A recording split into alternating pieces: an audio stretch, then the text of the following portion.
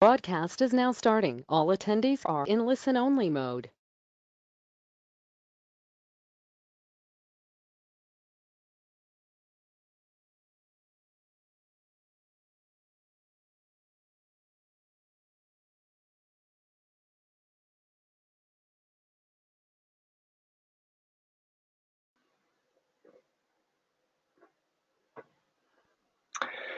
Good morning.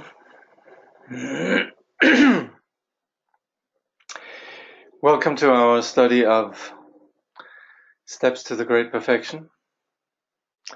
We're nearing the end of the book, actually. I think it might just be this session and maybe, I would say, probably 2 more sessions.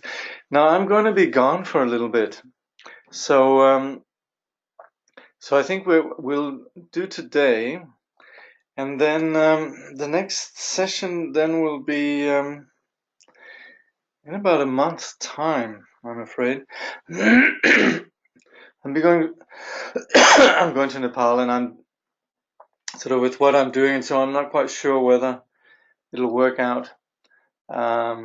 With with things. Knowing Nepal, right? So I think we can safely assume it's probably safer to just say let's wait till I'm back.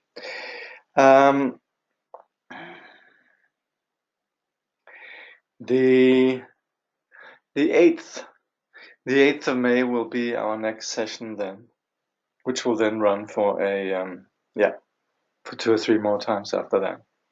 2 times more, I think. Okay. And this also will something's covering the webcam. Okay.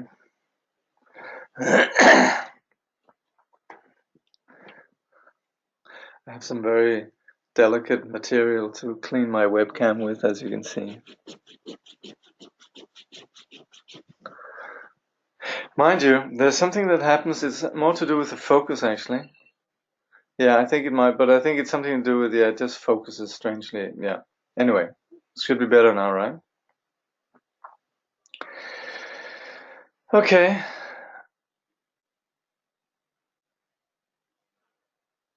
Yes, so 8 in Australia and 7th of May in the US. Yeah, right now it's a Wednesday morning in Australia. So we have the what is it we have? We have the 3rd, Wednesday the 3rd of May, April. Yeah. Okay. Okay, well, yeah. So, as usual, kindly generate the intention to apply this for the purpose of the greater good, all sentient beings. We are presently attending to the heart of the matter and engaging in understanding the mind, and particularly generating motivation with regards to the practice of the path.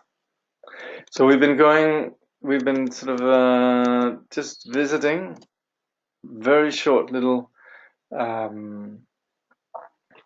descriptions of the 12 Dzogchen Buddhas. So presently then, in Eric's translation, it says, 9th, in the place of the land of turquoise-browed Sokpos. Not quite sure what that is. Anyway, students on the path. Within the palace of complete victory, at the tree of enlightenment, the teacher, lovingly playful wisdom, taught a retinue of bodhisattvas on the 8th level, the teachings of the 7 studded tantras, and others during the time when a lifespan could last 1,000 years.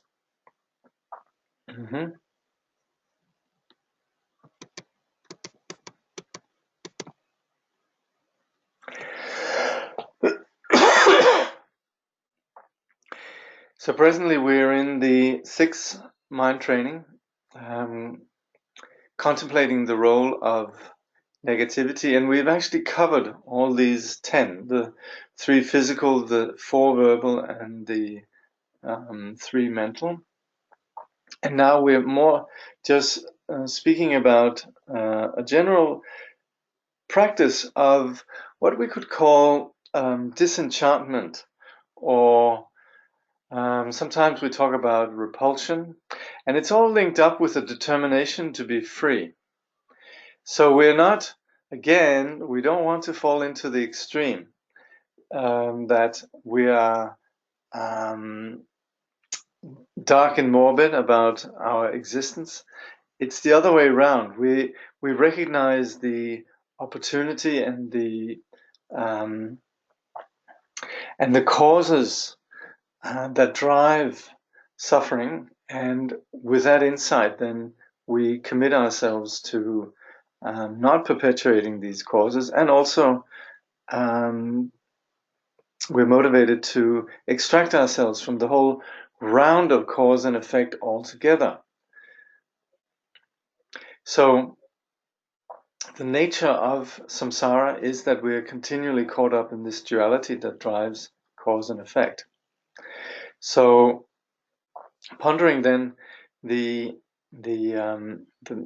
10 negative actions that we need to adopt, then we need to not be fooled by the apparent lure of our habitual projections.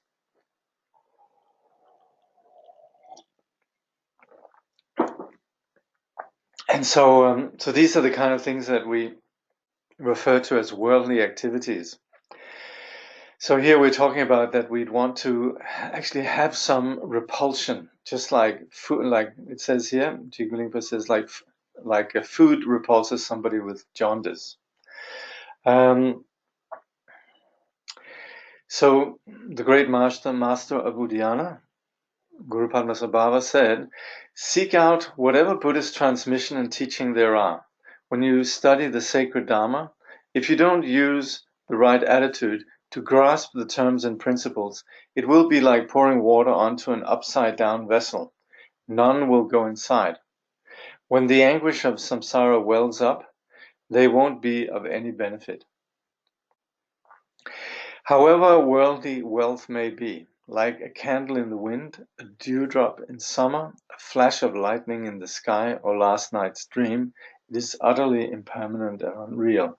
Hence, you should always stay in isolated places and cultivate a sense of disenchantment, trusting with all your heart that whatever you have will be enough. So I think the last line really applies for most of us, just taking whatever we have to be enough. The culture that this has been written in, a Buddhist culture in which there is a very real possibility of staying in isolated places and so forth, obviously is not that, not that present within our modern culture. So this is where we will have to modify that with more understanding isolated places as us setting certain boundaries in our lifestyle. Jigme Lingpa goes on to say, take refuge in the fact that you will be joyful when sick and happy when dying. So this comes from the approach of a yogi, where we at all times would see unfortunate circumstances that come up as something that we can work with. So from that point of view, then sickness is purification, and happy when dying is when we have practiced the Dharma, then we could say we can die with no regret. I think up in the reading material, I put a few a few little pieces of upadesha, a few little pieces of spiritual advice, one from Jigme Lingpa himself and one from Ngondro Togme, about the ways that we can view how to integrate sickness and death onto the path. Jigme Lingpa continues, let people say what they will, as if they're talking about a corpse, meaning we just don't care. Like a wandering leper, yearn to be totally on your own, without even songbirds to keep you company. So if you travel in places where you have lepers, which you actually have if you go to India, then while we very often, when we're traveling in India, we encounter lepers begging, so they sort of come up to you and they'll stick their hand, which very often is missing a large section of it, up in front of you. And in this way, clearly they're engaging because they're begging. But otherwise, lepers tend to just retreat. And I don't know if any of you remember in Ben-Hur, there's this place where he comes to a leper colony. And people who just retreat, like I think his sister has contracted leprosy, right?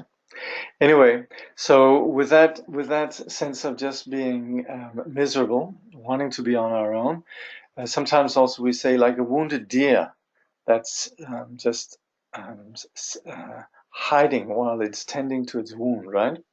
So in this way, we have some.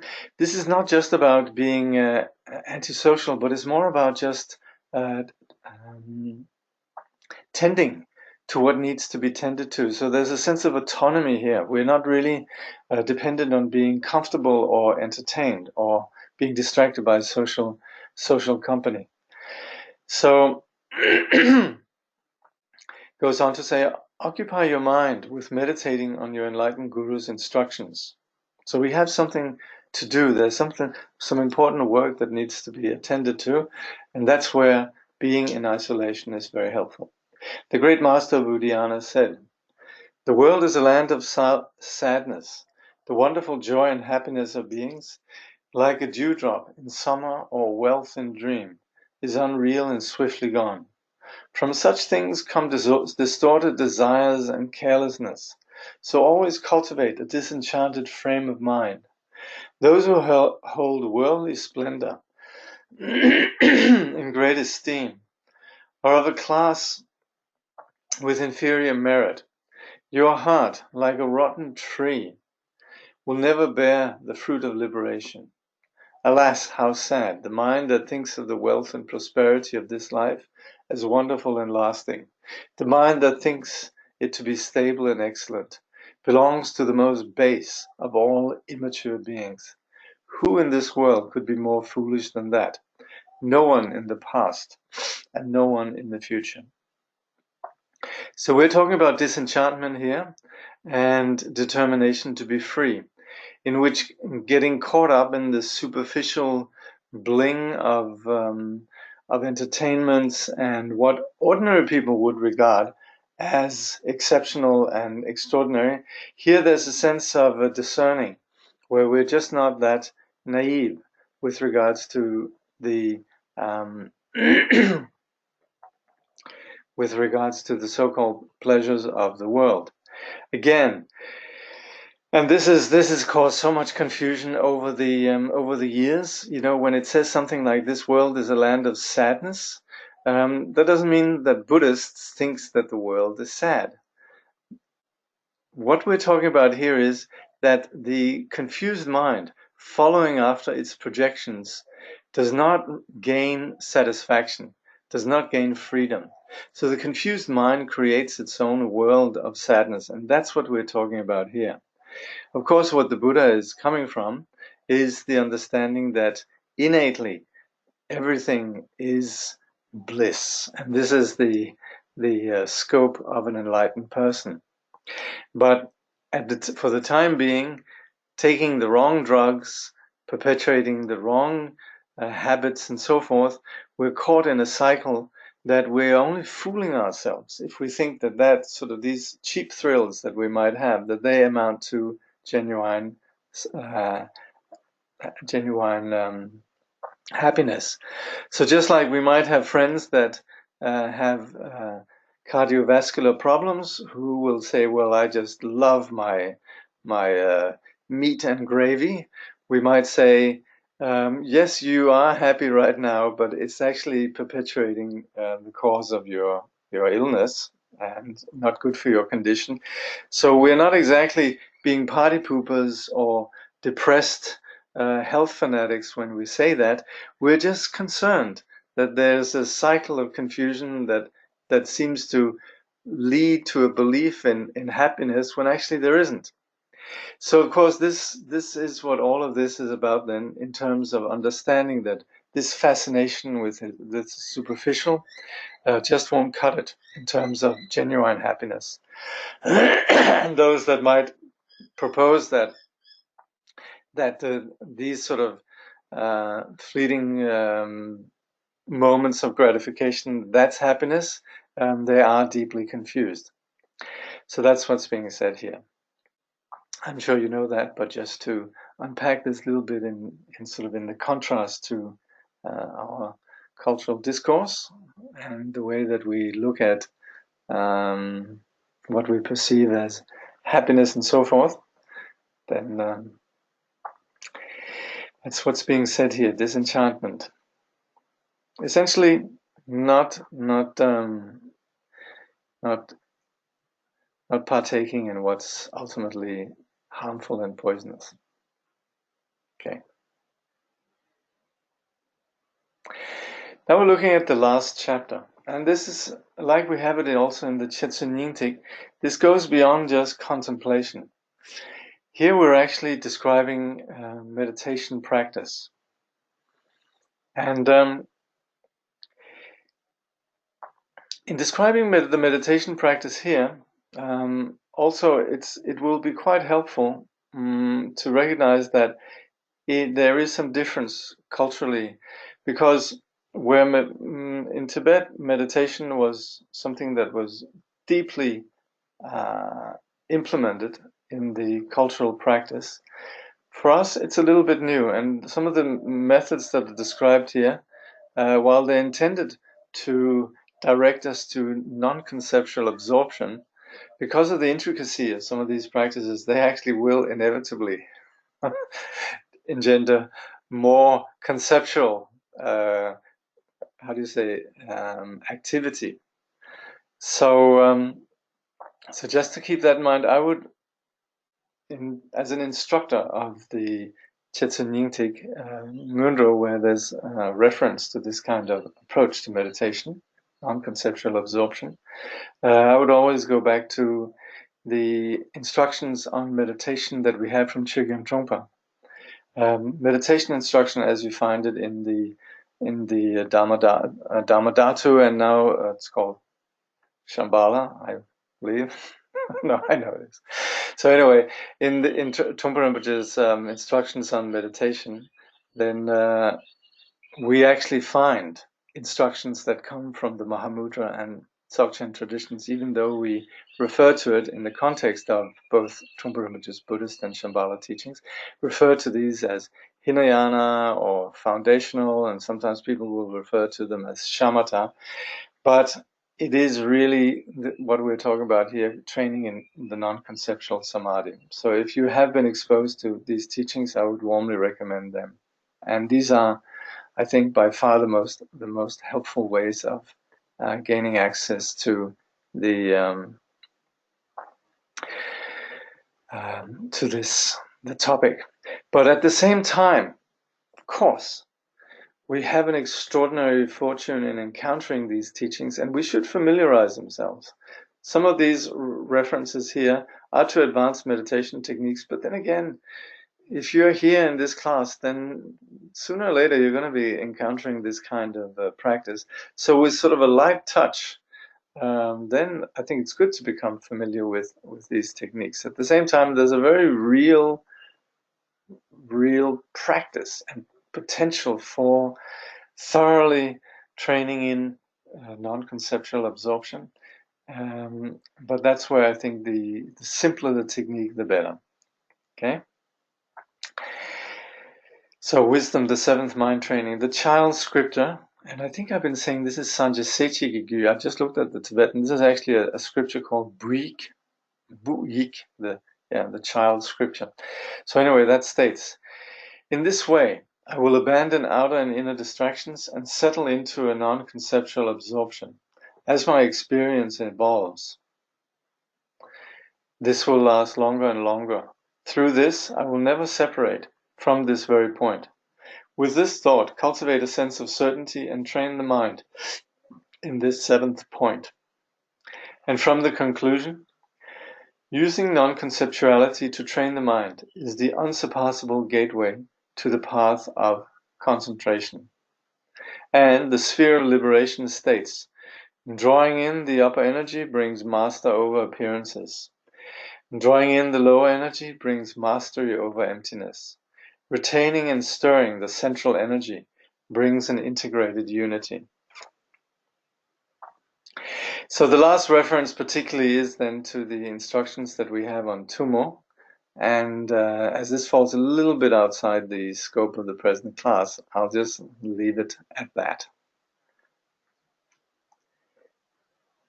By leaving appearances on the outside and awareness on the inside, with karmic energies acting as the mind's steed in between, sentient beings wander in a state of dualistic fixation. So what we have is our perceptions from the outside. The Tibetan word is nangwa, and we sometimes translate this as appearances, and sometimes we translate these as perceptions. But either way, these are the objects of what our consciousness perceives. So these are perceived to be outside ourselves, right? Generally. And then we have awareness on the inside, thinking, I am perceiving this. So with that, we have then the likes and dislikes of these perceptions. And as such, then we have all the habitual energies that drive us. And these then color and construct our perceptions. And this works also almost on a level of energetically in terms of the prana, how it moves in our body and so forth. So in this way, we would say sentient beings, they wander then in a state of thinking I and my object, this dualistic fixation. In their delusion, they experience the continuous chain of samsara. Using the swift and profound path of the Vajra vehicle, one can learn to control the movements of the karmic energies. These key instructions allow one to recognize innate wisdom in a very direct, powerful way. One need not rely on the inferential concentrations of the lower vehicles, where one must apply reasoning to the web of conceptuality for an extended period of time. So in the Vajrayana, there is some through the foundations of the path, and particularly through the practice of Guru Yoga, there might be the possibility of having some introduction to the nature of wisdom and some sense of the sacred quality of our body and our perceptions. And in there, we relate to our perceptions in a very different way than when we, in the general Buddhist approach to what we would call analytical vipassana, we then analyze our experiences.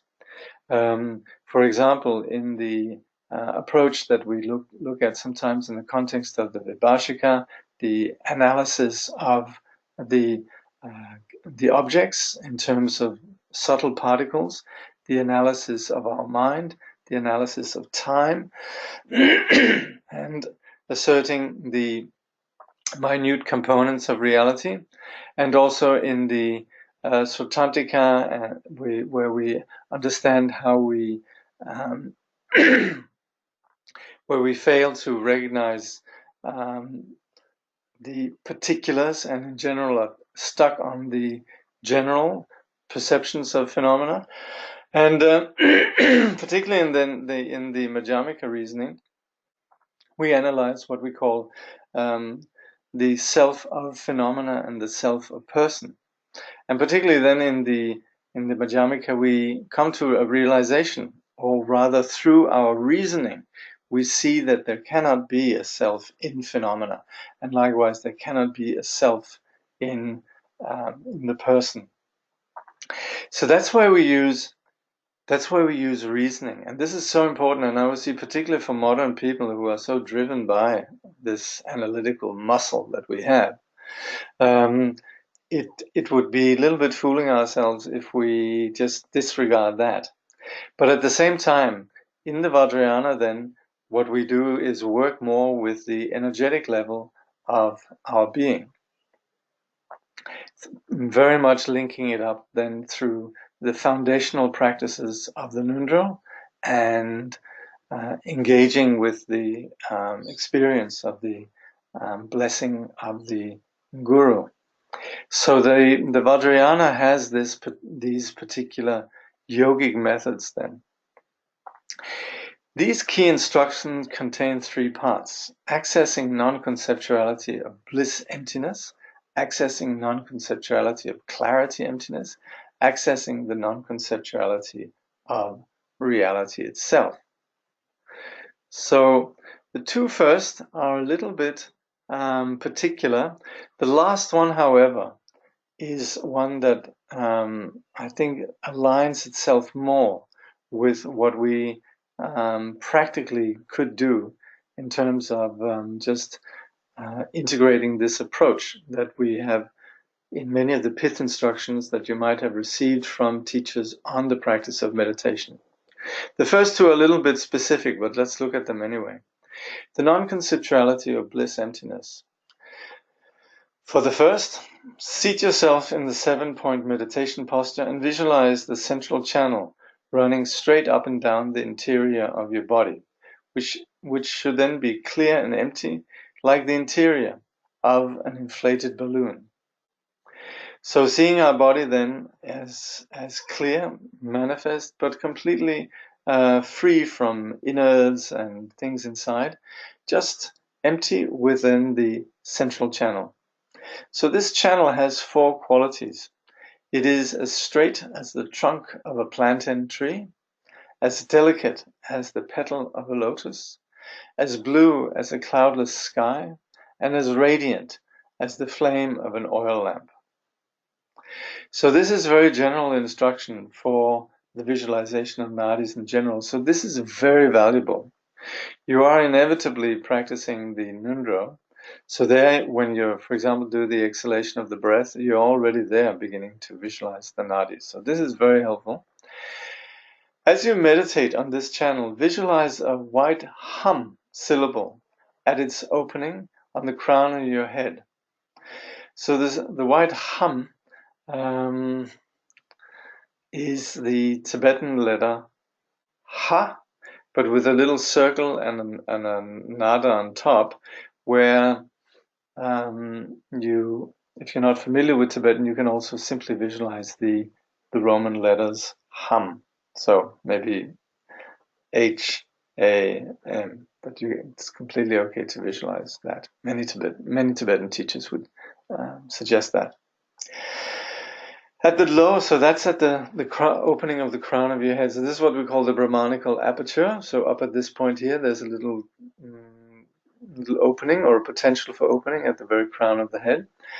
At the lower opening, below your level, so we would say 4 fingers below the navel, then visualize a red ah syllable. So if you can visualize the Tibetan, otherwise it's fine to visualize the Roman letter. While practicing the 4 applications, so this again is specific for the way that we would do this. So I'm going to also, it's not in the scope of the present practice too. This is something where you would need to have a little bit of one-on-one guidance. While practicing the 4 applications, press the upper energy down and draw the lower energy up. Imagine that this causes fire to blaze forth from the ah syllable at your navel, causing the hum syllable at the upper opening to melt. This in turn produces a steady flow of nectar that streams down and permeates the 4 chakras and all the minor channels, triggering the wisdom of bliss emptiness. Finally, fix your mind on a white syllable ah at your heart center. Cut the thread of discursive thought and rest one pointedly. This will produce the wisdom of emptiness, the knowledge that utilizes the skillful means of bliss. Until you have familiarized yourself with this state, train in short, frequent sessions. So if you have received instructions from a teacher on how to do this, of course, in that case, please practice this. Otherwise, I would say wait till you receive some direct oral and hands-on instruction. The non-conceptuality of clarity emptiness. To train the mind in non-conceptual clarity emptiness, you first need to draw out the poisonous elemental energies by expelling the stale breath 3 or 9 times. So this I think most of you are familiar with. Next, as you inhale, imagine that all solid external appearances melt into shimmering light and merge into clear blue space, which then fills your entire body. Finally, press the upper energies firmly down, draw the lower energies slightly upward, and join the two together. This meditation will generate an experience of clarity emptiness.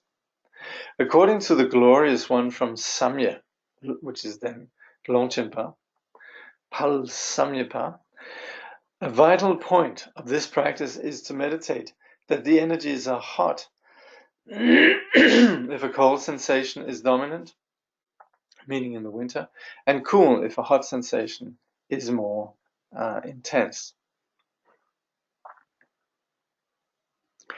Those who are fond of more elaborate forms of practice may wish to meditate on the energies of each individual element, as outlined in this child scripture, the lamp that clarifies wisdom. However, the essential commentary on the mind training from the Guru's quintessence explains the energy of space, however, is good to practice at all times, and as physical sensations are included in these two, hot and cold, this is sufficient for practice. This form of vase breathing is the source of all good qualities. The Jewel Rosary of Advice states, since the central channel is supreme, these perceptible experiences are not revealed.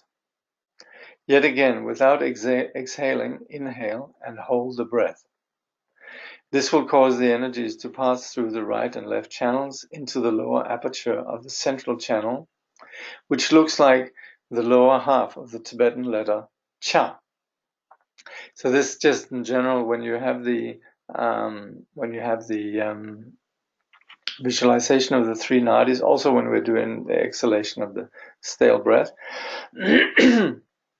we have the central channel. If you can see my cursor, that's like this one here, and the left and right nadis, they enter into the central channel, just like the bottom of the syllable here. As the energies enter the path of the central channel, the unmistaken realization of the first ground will arise. Each of the three signs of entering, abiding, and dissolving will manifest. When the first knot of the central channel dissolves and the energies enter, the qualities of the first level, meaning the first bhumi, will manifest. When the mind energies abide there, the qualities of the second level will arise. Once the mind energies completely dissolve there, dualistic thought patterns will be purified like space, and all of the qualities of wisdom will unfold. In the short term, penetrating the vital points of the vasa breath will result in long life, few illnesses, a body that is healthy and as swift as a bird, and other such qualities. All the qualities of the energies must be elicited through utilizing the vasa breath. So, Tsogya, meaning Guru Rinpoche speaking to Yeshe Tsogyal, you must pierce the vital point of all energetic meditations and the vasa breath. So these two first instructions are quite particular in terms of some familiarity. They require some familiarity with the subtle body. So if, like I said, if you have received instructions on this, of course, then by all means practice it. But if you haven't, then wait till you get proper instructions on this. The last one here, the non-conceptuality of reality itself. It goes, to train the mind in the non-conceptuality of reality itself, relax the body and mind from deep within and keep your gaze fixed. This will allow you to remain in a state free from all the comings and goings of thought activities, without making any deliberate effort to restrain the breath. Fill the navel area with central energy. This is an extremely profound key instruction. So this refers then to the what's called vase breath, holding the vase. The Jewel Rosary Advice states, listen Tsogel, again Guru Rinpoche is speaking to Yeshe Tsogel, with your body in a cross-legged posture. Slightly inhale the lower energy, press the upper energy slightly down, and fill the navel energy with the central energy. The merit of this energetic practice is that wisdom will remain in its natural state. You can use this practice as an aid to whatever meditation you do, and whether you're practicing on your body, whether you are meditating on your body in the development stage, or on your mind as luminosity, or any other practice. This energetic meditation automatically accomplishes the controlling, guiding, and distributing of the energetic essences. Dualistic thought patterns will automatically be purified, and awareness will be freed from the three faults of torpor, dullness, and agitation. Cataracts and other problems with the sense faculties will not occur. Illnesses related to phlegm and bile will not strike, and a bloated or upset stomach will clear up automatically. Epidemics and other contagious diseases will be eliminated, as will lice infestations. Through this energetic meditation, your lifespan will last as long as the sun and moon. Thus, visualize your body as the Idam deity. Without leaning to one side or slouching, press the energy down and inflate the navel area. Stare into space and rest your consciousness in a state of original purity. This is referred to as the energetic practice of great wisdom and the energetic practice of distinguishing awareness from mind. When practicing these energetic meditations, pull your sides slightly inward and keep your navel area filled. You should also maintain this fullness whenever you inhale, fill, or practice any other energetic activity. By penetrating the vital point here with one-pointed concentration, the upper and lower energies will naturally be led into the central channel. Keeping the navel filled throughout will also function as a support for mindfulness. You should even maintain this fullness when you meditate on a Yidam deity. When you recite essence mantras, do so while maintaining this fullness. You should do this even when you meditate on the non-conceptual wisdom of reality itself. As you go about your day, walk around, lie down, sit, or do anything else, do not depart from this secret great wisdom.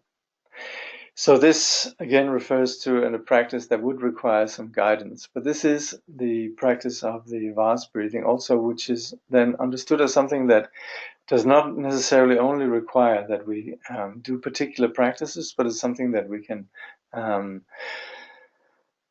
practice at any given moment or continually. As this practice shows, not only is the central channel relevant in the context of training the mind, it is also a wonderfully supportive factor for each and every step along the path to enlightenment. This is a very important point to remember. Once you have trained your mind in these three forms of non-conceptuality, consciousness will stay fixed wherever it is directed, and you will be able to rest for longer and longer periods in the non-conceptual state, like space. The extent to which this occurs will be the measure of your proficiency. So I have to apologize. I actually thought the last one, because in the Chetsun Nyingtik, then the last one is very much general meditation instruction in terms of just settling the mind without getting entangled in the arising of thinking. So non-conceptuality does not mean that we don't have concepts. It doesn't mean that we don't have thoughts, but it means that we train ourselves in not getting caught by them. So as far as this training here goes, so here is where my apology lies. It's that I thought actually the last one would be without any reference to the practice of Longchen, or the practice of the breathing. But clearly this text does presume that the practitioner already is familiar with this.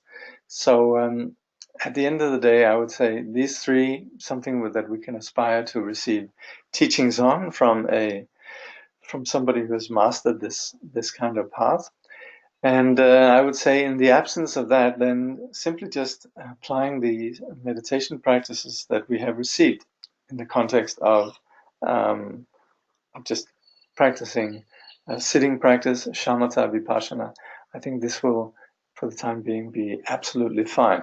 In fact, it'll be a lot more helpful than attempting techniques which very often just engender more concepts and more sense of uncertainty. What's really a key element in training in non-conceptuality is this deep relaxation and confidence. So I think, like I said, let's wait with that one. Okay, then we come to we're actually already at the conclusion. Let's see how we go. Anyway, any questions here? The heart of sadness. Also, when I see my life go so fast and close to the end of this life, is this kind of heart of sadness to be avoided? No, that's just the recognition that phenomena are impermanent. So it's not so much that we should be, when we say heart of sadness, it's the sort of the genuineness of this understanding the samsaric condition. So there's a lot of genuineness in that, and included within this is also the recognition that our life passes. But it's not something that's a source of morbidity or depression, because we can do something. This is an unavoidable situation. It's like when we're watching a good movie, we know it's going to come to an end. But that doesn't mean that we don't enjoy the movie while it's happening, right? So the genuine heart of sadness is so important, really. And within that, we understand the conditions of samsara. Oh, I would love to hear more about Tummo practice. I'm doing the Chetsen Nyingtik. Any suggestion? Well, that's my point. We want to meditate, not begin to get more information. It's really important that when we're meditating, we're not involved in new things. We get some instructions and then we settle with it. So if you have been practicing Tummo, then of course that's fine. And the Chetsen Nyingtik was designed for people who had been doing Tummo for a long time. So what's so important in meditation practice is the ordinariness of that. What's a big danger with Vajrayana is that there's so many techniques that then become objects of fascination. And in that way, one actually doesn't deal with the issues that hold us caught in duality, the issues of our fears, the issues of our various narratives that through which we could say ego consolidates its solidity. So if we are involved with, a bit like children chasing butterflies, if we're involved with these exotic Vajrayana techniques without addressing, having a firm foundation in non-conceptuality, then they just become distractions. So at this level of our creating the foundations for the Ngondro practice, it's so important that we practice just sitting practice, simple sitting practice, to generate a solid foundation of a simplicity where we're not caught up in the concepts, not caught up in our narratives, not caught up in our ordinary concepts. Is the vast breath a kind of Anu-yoga practice? Yes, in the Anu-yoga there's a lot of emphasis on the vast breathing and Tummo and so forth. Also in the Maha-yoga also we use vast breath to some extent. Is resting in non-conceptuality the same as nowness? Nowness and instructions and nowness can be very helpful in terms of practicing non-conceptuality. There's certainly an overlap there. We could say the instructions and just coming back to the nowness cuts through our concepts. Thank you. Okay, well we have a little bit more time. There's no question, so we'll just continue then with the conclusions here of how we go.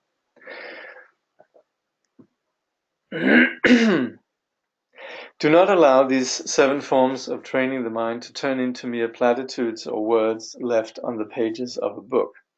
Bringing to mind a sense of disenchantment, remind yourself that the nature of samsara is as miserable as being thrown into a dungeon. Generally speaking, you should practice these 7 at all times and places. So these reflections and also what we call the 4 thoughts that change the mind, all of these are reflections that become basic to us. They're just knowledge. Just like we know if we're going somewhere through a large desert or a large stretch, we need to remember to tank up gas, petrol. So we just have these kind of underlying awarenesses with regards to how we're handling our life.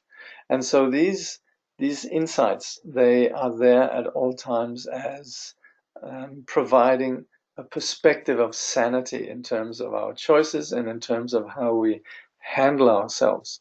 So in that sense, these are the things that are that they're there at all times.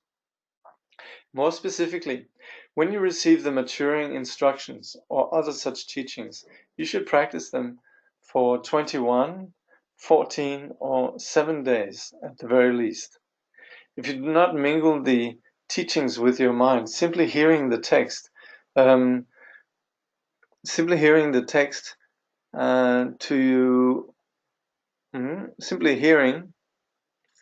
text to you will not make your mind more pliable. So when it says here the maturing, let's see here, the maturing instructions. So when we talk Vajrayana, then we very often refer to the a bit liberating. Oh well, anyway. So when we receive these teachings, and this in fact is practice, then when people do this, they would then do 3 weeks or 2 or 1 week meditating on these instructions. So I don't have the particular instructions for that, but if you look into the Longchen, and maybe if I get a chance where I'm going, I can look into this. Then there is probably some instruction somewhere on how this is done. Like if you had been training with a master like Chatrul Rinpoche, which Cortland then did, the translator of the text, then I'm sure that there would have been some instructions on how this is practically done in terms of time, like 3 days on each. The times I've done Ngondro, then it's been a number of days on each of the reflections, like 3 or 3 days or 7 days.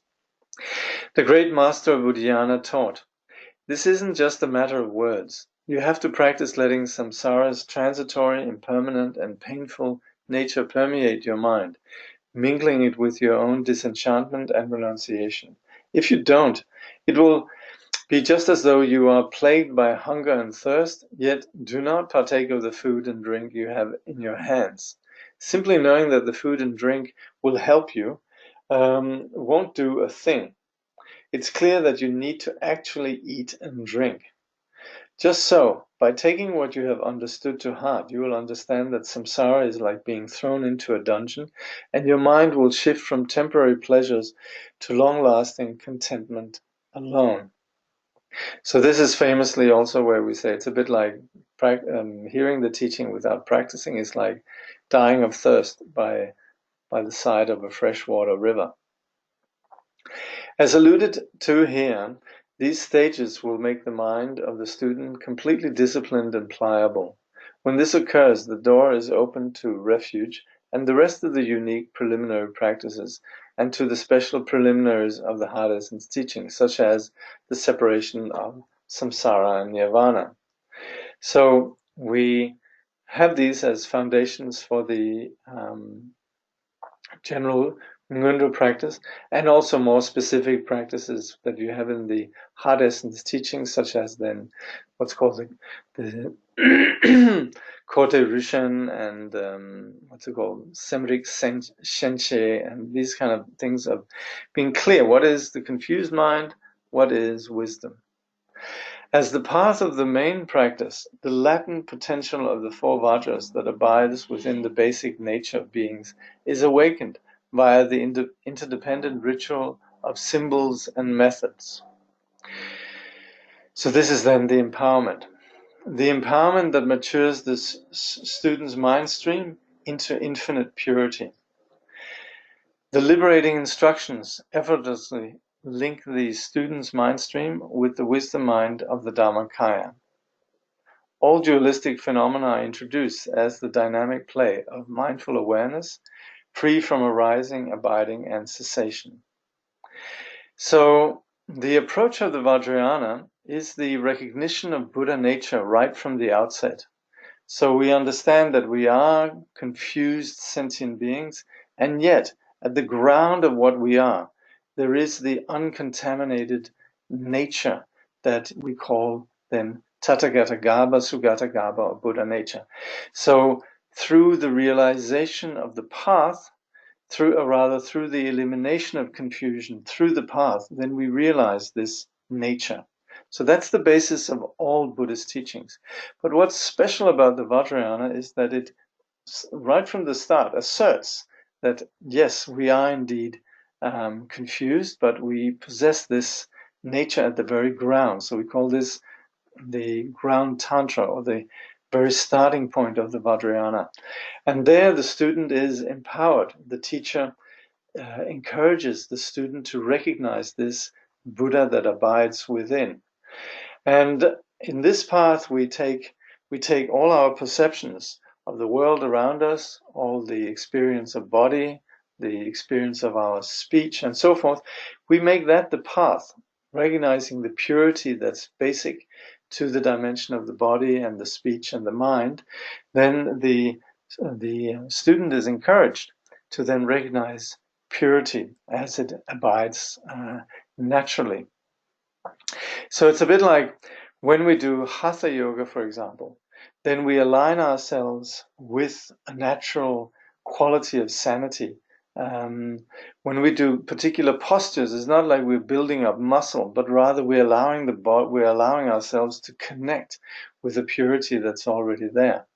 So similarly, also with the visualization practices that the empowerment authorizes us to practice, then we are in fact aligning ourselves with the unity of appearance and emptiness in all our perceptions, and also relating to our body in its innate purity through the visualization of deity.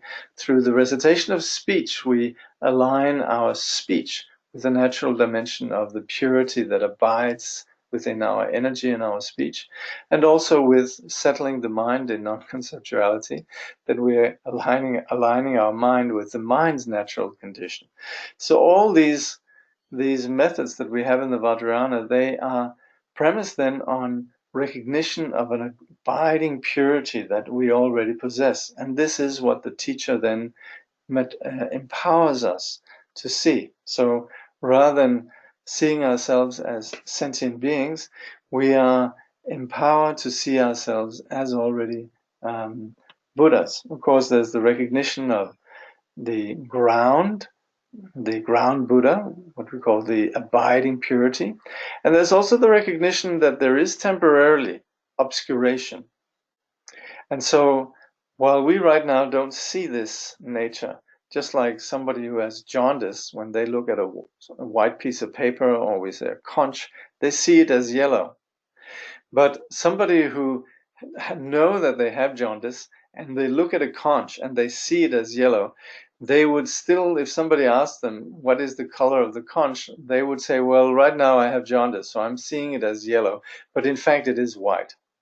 And so likewise, we as sentient beings, due to the temporary obscurations that we have, we don't recognize that we can't see the purity that we have, but we can recognize that we actually do possess Buddha nature. And so from that point of view, then it's like Tugurjan says, it's not as if we're imagining a piece of wood being gold. We're not imagining something that's not there, but we are recognizing, we're practicing and sustaining an awareness of recognizing this purity.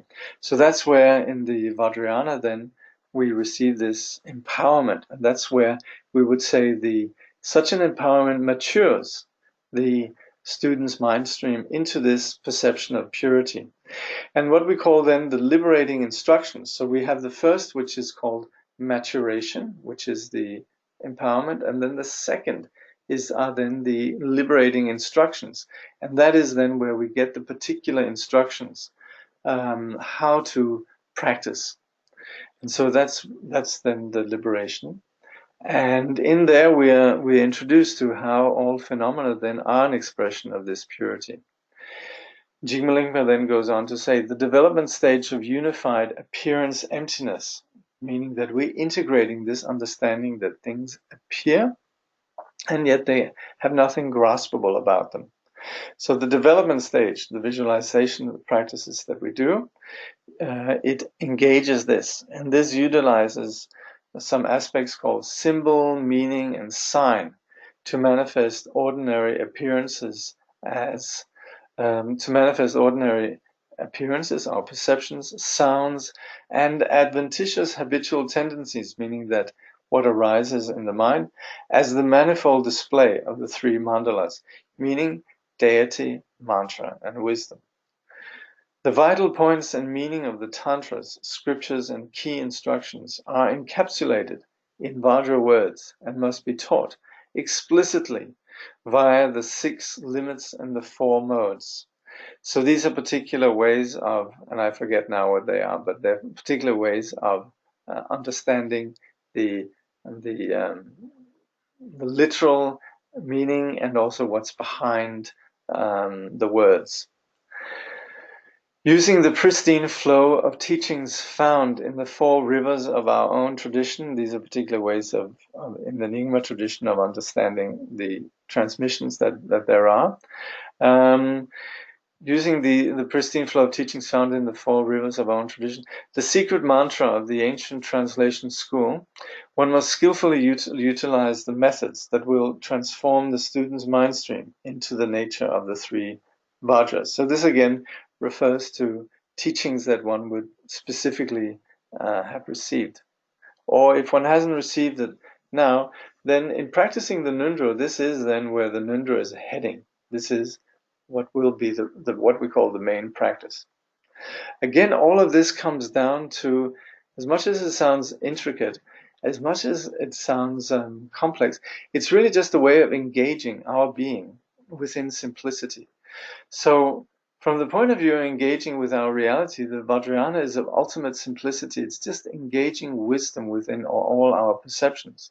But the thing is, we operate within the experience of having a body, having speech and hearing, and also mind. And so while most general Buddhists, they would work with just the mind, the Vajrayana engages this simplicity within all aspects of perceptions. So it's simply just a way of engaging simplicity.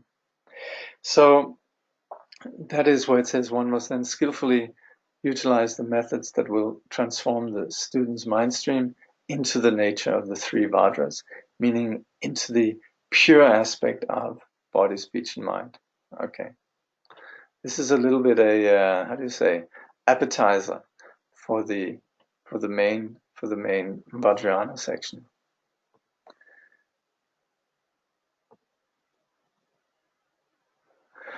All right. So a few people are wishing me a good trip. Thank you very much. So we meet again then on the thank you very much. So we meet again on the was it 9th of May? Which in Australia, oh, no, 8th of May. 8th of May, right? Yeah. 8th of May in Australia, and then quite a few places over towards the US. I think it'll be the 7th of May. Okay, I'll see you all then. Thank you very much. Okay. Safe journey to you too. I've been thinking a little bit about what we could study after this text. I'll let you know. Okay. Thanks.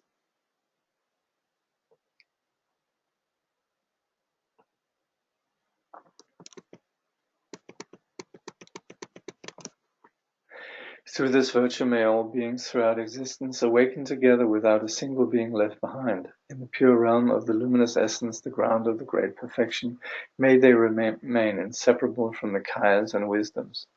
Through all our births, wherever we may be born, may we be endowed with the 7 good qualities of the higher realms. As soon as we are born, may we meet with the Dharma and have the freedom to practice it properly. At that time, may we please the holy gurus and practice the Dharma throughout the day and night. Realizing the Dharma and accomplishing its essential meaning, may we cross the ocean of existence in that life. Thoroughly teaching the holy Dharma in this world, may we never tire of accomplishing the benefit of others. By this vast benefit of others, without partiality or bias, may all attain Buddhahood together.